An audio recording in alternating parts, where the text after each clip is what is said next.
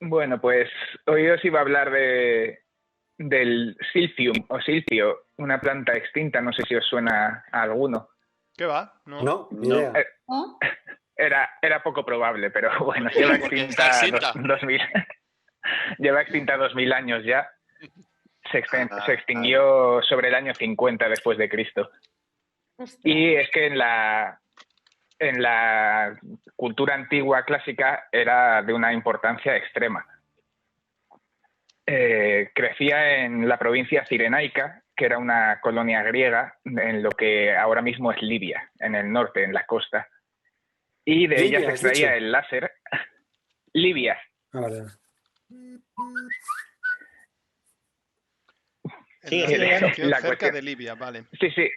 En Libia. La cuestión es que de esta planta se extraía el láser, que era una resina aromática que era extremadamente cara, valía según la zona y la época su precio en plata o incluso en oro, y que tenía propiedades tanto culinarias como medicinales muy importantes para todas Ahora, las ahí civilizaciones empezamos a entender por qué desapareció, ¿eh? Sí, efectivamente, es una de las causas probables. Y la cuestión es que esta planta era tan importante que tanto los egipcios como los minoicos tenían glifos específicos para ella. O sea, tenía su propia palabra escrita. Qué bueno. Y todas las monedas de Cirene, que es la ciudad que daba nombre a la provincia, tenían dibujos de esta planta o de su semilla, que esa es una de las curiosidades que tiene la planta. ¿Pero qué No se propiedades puede tenía saber la resina de algo? Ahora voy a ello. Ah, perdona, perdona. Una cosa, Álvaro, entonces, solo se producía en Cirene, en Cirenaica. Y de hecho solo en la franja de la costa, a pocos kilómetros de la costa. Ah, mira. O sea, era una planta encima silvestre, no se podía cultivar, así que tenía una zona muy pequeña y no podía aumentar la población, así que a poco que sobreexplotase la recolección, adiós a la planta. Ya estoy expectante para saber lo que es, porque vamos, para que se pusieran las monedas tenía que tener propiedades interesantes. Hombre, es que la ciudad prácticamente vivía de su explotación. La planta durante muchísimos siglos fue muy importante, o sea, no se extinguió inmediatamente. Y la cosa es, no se sabe con seguridad qué planta era, pero tanto por los dibujos de las monedas como por los testimonios de la época, es muy probable que fuese pariente de la safétida, o sea, del género férula. Esa no sé si sabéis cuál es, esa es más conocida, la podéis ver silvestre en el campo en toda Europa. Es una planta que huele fatal, que tiene unas flores amarillas muy grandes. Ah, sí, sé cuál es, sí. Yo no- Aló, una cosa. ¿Sí? No olvides que también tenemos oyentes de letras. Pero esto es saber común, porque es la típica que te dicen tus padres que no la toques, que es venenosa, que es verdad, la safétida es una planta que es algo tóxica. A mí cuando me Aunque en decían eso no hacía Oriente, caso. pues esta si la tocas, una de las cosas, vamos, si la tocas y la consumes, una de las cosas que hace es provocarte el vómito. Así que si no hiciste caso es que nunca la llegaste a tocar porque no te la encontraste, porque si no te habrías acordado. Aún así, la safétida se usa en Oriente Medio también para la gastronomía. Lo que pasa es que al cocinarla pierde la toxicidad, pero huele muy mal. De hecho, el nombre vernáculo en castellano es estiércol del diablo y en diferentes idiomas europeos es lo mismo en su idioma, Muy tanto gráfico, en francés como en alemán, muy en inglés. gráfico. Estos Sí, sí. estos latinos, estos nombres originales tan gráficos siempre.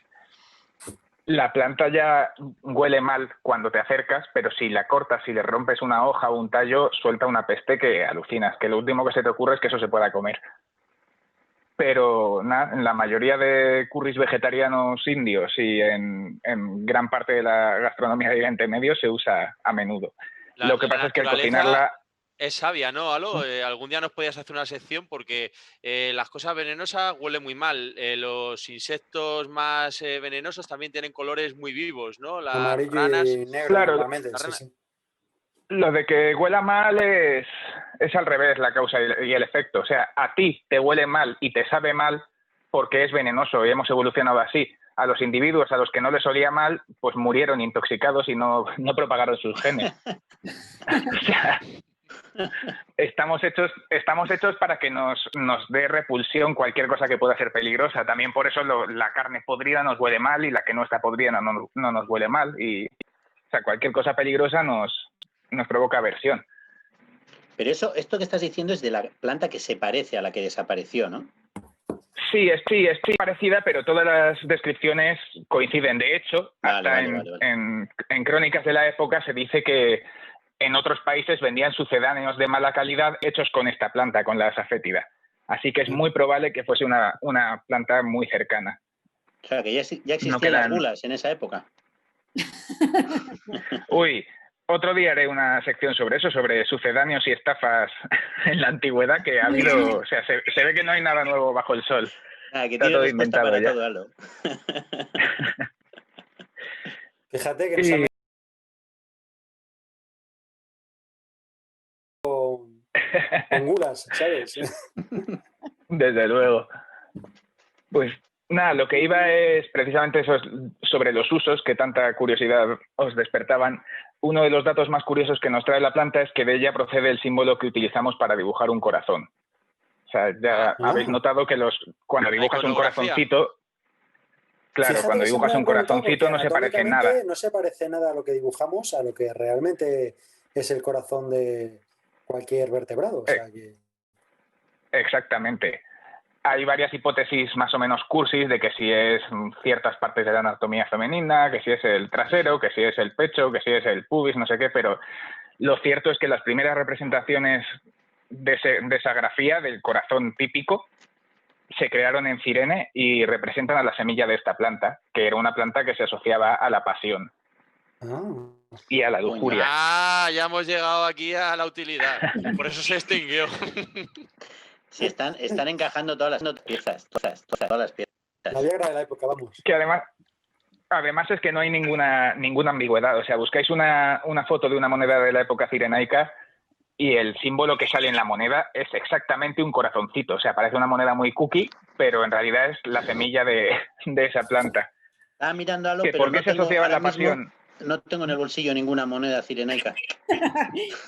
He dicho buscad una foto, no que os la busquéis vosotros. ¿Y por qué se asociaba a la pasión la planta? Pues porque entre los muchos usos medicinales que se le atribuían, uno de los más importantes era un contraceptivo o abortivo. O sea, amigo. Como he dicho, en crudo estas plantas son tóxicas, por lo menos sus parientes, y esta, en la cantidad suficiente, provocaba la menstruación inmediata.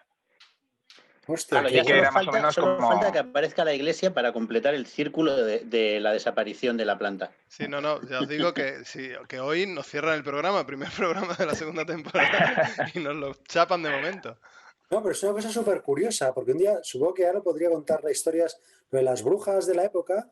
De hecho, había muchas mujeres que llamaban brujas que tenían un gran conocimiento de las plantas, que muchas veces usaban como anticonceptivos o abortivos, y que, claro, los estamentos religiosos de la época, pues chocaban mucho contra sus preceptos ideológicos. Y entonces empezaron a tacharlas de brujas y a crear leyendas negras. Pero, o sea, es un poco por darle un poco de contexto a lo que está contando ahora, pero es interesante. O sea, que podría entrar aquí en la historia de la iglesia perfectamente. Me vas a dejar que os comente una cosa. La palabra bruja en euskera se dice sorguín, que quiere decir la que crea.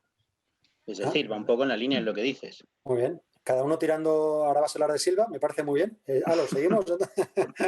No, pero es que es verdad, o sea, cuando se persiguió a las brujas, que fue siglos después, que esto se extinguió en el año 50, pero cuando se persiguió a las brujas lo que se perseguía era el paganismo y había desde simples curanderas a paganas que practicaban religiones asociadas con animistas, ¿no? Con el uso de plantas y rituales de pues quemo esto y me lo huelo y me coloca y cosas por el estilo. Qué bueno.